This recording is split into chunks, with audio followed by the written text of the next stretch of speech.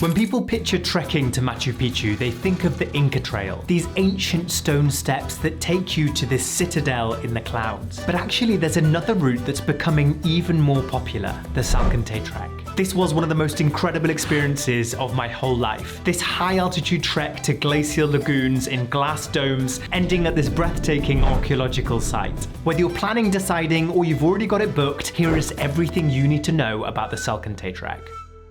I've split this into the challenge, logistics, and the trail, so skip around to the bits that are going to be useful for you. Number one is the altitude, and it is the biggest challenge. The Salkantay Trek goes over the Salkantay Pass, see what they did there, which is the highest part of the trek. It is at 4,630 meters above sea level. For reference, Everest Base Camp is just over 5,300 meters, and Cusco sits around 3,400 meters. So these are quite high elevations. When you get to this kind of elevation, the air feels thinner, you get headaches, you feel nauseous, even small, simple things just feel harder. And here's the thing, even fit people get altitude sickness. It just affects people kind of randomly. And if you've had it before, you're likely to get it again. It's important to hydrate properly, to walk slowly, and to try and avoid alcohol in the few days before the trek. And if you can, to acclimatize in Cusco for a few days beforehand, which will make your trek just that much better because your body is used to the altitude. Number two is that the Salkantay Trek is generally harder than the Inca Trail. My guide, Roger, has done both of these treks and he considered the Salkantay to be harder for a couple of reasons. One is the altitude, which we've spoken about. Salkantay is 4,600 meters, Inca Trail is 4,200 meters, 400 meters slower than Salkantay. And the second is that it's just longer days. The Inca Trail is typically 4 days, the Salkantay typically 5 days. The Salkantay, 74 kilometers.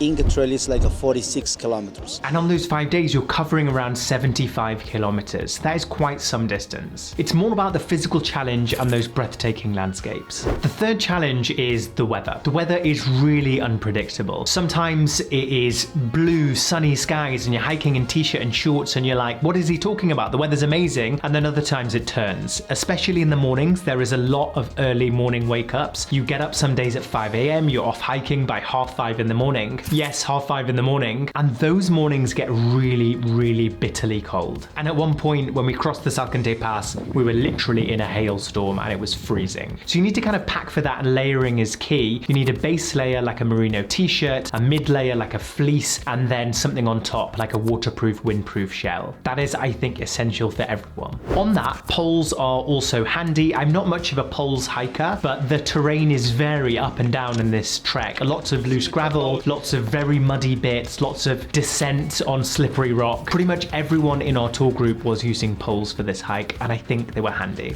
And then number 5 in the challenge section is that training for the trek just makes it better. You can probably do it if you're a fit-ish person, but if you do train for it beforehand, it just means you get to enjoy the trek better. You're not having to try and catch up with the group all of the time. You're just less breathless, so you've got more opportunity to kind of look around, check out the scenery, take photos. So I probably would recommend training if you are not used to multi-day hikes and if you aren't used to hiking at altitude.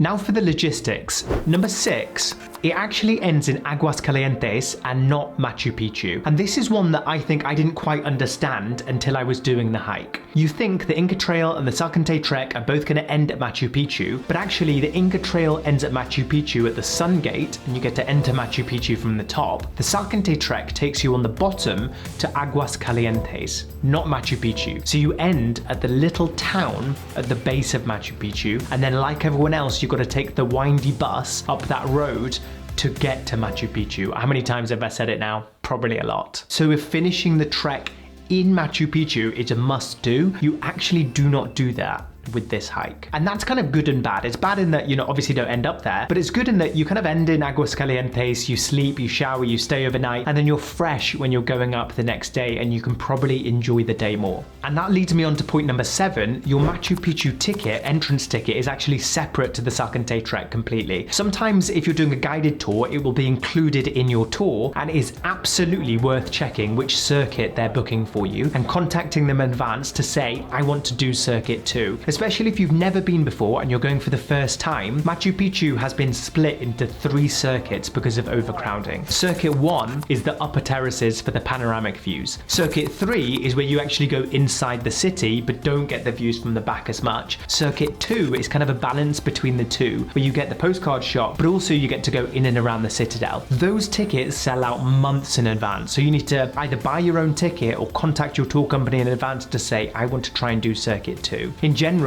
they do try and do that, but I would contact them to check. Conversely, when you do the Inca Trail, your ticket is kind of included because you end the Inca Trail at Machu Picchu. Numero 8, you see, I learned a bit when I was there. The comfort massively varies based on the company. Depending on who you do the Salkantay Trek with, you get a different level of experience. You can have ones with really basic camping, with shared toilets, no showers, that kind of thing, and pay less for it. Or you can go for one of the more bougie ones where you have chefs traveling with you, you have porters carrying your bags with mules and horses. You're sleeping overnight in these incredible glass domes. You get hot water bottles. In the nighttime, you get Coca tea as a wake-up call in the morning. That's what we did. But you obviously pay for that. So it depends on what kind of experience you want. When you're booking the tour, I would check the sleeping setup, where you're going to stay, who you're going to stay with, the group size, the food quality, and the shower and bathroom situation. Because ultimately the hike is the same for everybody, but different people are doing it at different levels of comfort and price. Number 9, you actually can do it self-guided as well. So unlike the Inca Trail, which is very strict, you need to have permits and do it in a certain way, the Salkantay Trek, you could technically just do it unguided. You could book your own lodging around the way, you could do your own hikes, you could carry your own food, purify your own water, and then buy your own ticket up to Machu Picchu. That would be a really cost-effective way of doing it. You then are taking on a lot more responsibility, but if you were on a shoestring budget and an experienced hiker, that is definitely doable. They are very well trodden marked trails. And number 10 on that, the advantage of doing it with a tour group is that most of the time you have horses that are carrying your equipment. So you pack a big duffel bag with all of your stuff every morning, give that to the tour guide, and they put that onto horses or mules and they will carry it to your next camp. So you're just hiking with a day bag that contains a layer, some snacks, water, and that is pretty much it. So it's a pretty comfortable hike because you're just carrying this tiny bag.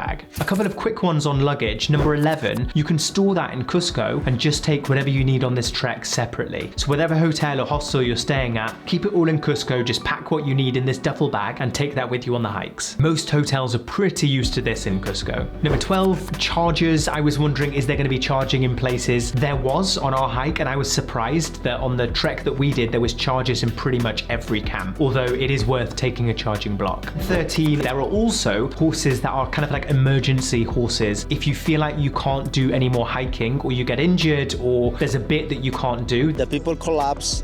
You take like a horses. there are just kind of these horsemen that you can pay and take for certain parts of the trail. That's again the difference with the Inca Trail, is that there were specific very steep bits that not in our group, but I know in other groups, people took horses up them, which if you want to do that, you absolutely can, and that is available on the trail. You don't need to pre-book it. A couple more bits about the trail. Every day our guide would boil water, and that is effectively sterilizing it, and serve that to us to fill our bottles. I would still recommend bringing either a water filter bottle or water purification tablets. I'm sure that water is safe and you can probably drink it, but what is the point of taking the risk? Because you just do not want to get sick when you're doing a multi-day hike. I had a life straw, which is a bottle that comes with like this straw that filters anything out of water, and I would take this water in my bottle, and as I drink it, it's being filtered again. You do you, but I would almost certainly recommend doing that. The other thing that is really good to drink is the Coca tea. Coca leaves are the precursor to cocaine, so a lot of people kind of get freaked out by this, but they are completely different to cocaine. They've been used in these high altitude regions for centuries as a local cure for so many things, for altitude sickness, for nausea, for headaches, for stomach upset. It gives you more energy, it gives you a bit of a caffeine buzz as well. Our guide was constantly chewing on these coca leaves